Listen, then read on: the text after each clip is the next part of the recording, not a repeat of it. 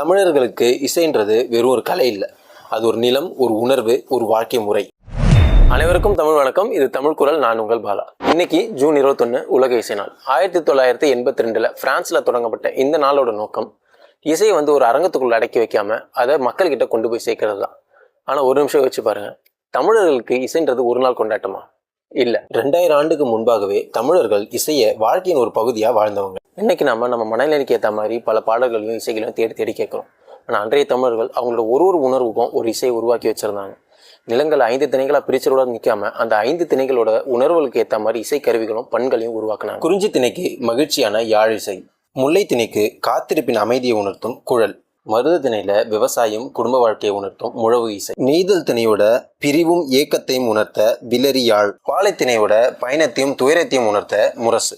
ஒவ்வொரு நிலத்துக்கும் ஒரு உணர்வு, ஒவ்வொரு உணர்வுக்கும் ஏற்ற மாதிரி ஒரு பண். இன்னைக்கு இருந்த ராகங்கள் தான் அப்போது இருந்த பண்கள். யாழ், குழல், முழவு, பறை, முரசு போன்ற இசைக்கருவிகளும் இருந்துச்சு.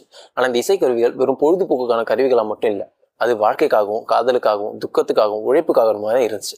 இதனாலதான் இசை என்பது தமிழர்களோட ஒரு சின்ன கலை மட்டும் கிடையாது, அது ஒரு வாழ்க்கை முறை அப்படின்னு சொல்றோம். காலங்கள் மாறிச்சு, பல விஷயங்கள் மாறிச்சு. இந்த மண்ணின் இசை கொஞ்சம் கொஞ்சமா நம்ம அன்றாட வாழ்க்கையில இருந்து விலக ஆரம்பிச்சு.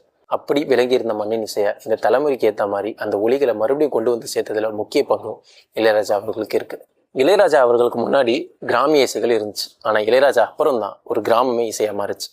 காட்டோட சத்தம், மழையோட தாளம், ஒரு ஒப்பாரியோட வலி, ஒரு கடலோட ஓலம், ஒரு கிராமத்தோட அமைதி, இது எல்லாமே மறுபடியும் நம்ம காதுகளுக்கு ஒரு மண்ணின் இசையா ஒரு புதிய ஒரு புத்துணர்ச்சியோட புதிய ஒரு ஒலிகளோட நமக்கு பிடிக்கிற மாதிரி கொண்டு வந்து சேர்த்துது. சங்ககால தமிழர்களுக்கும் இசைஞானி இளையராஜா அவர்களுக்கும் நடுவில் ஒரு 2000 வருஷம் இருக்கலாம்.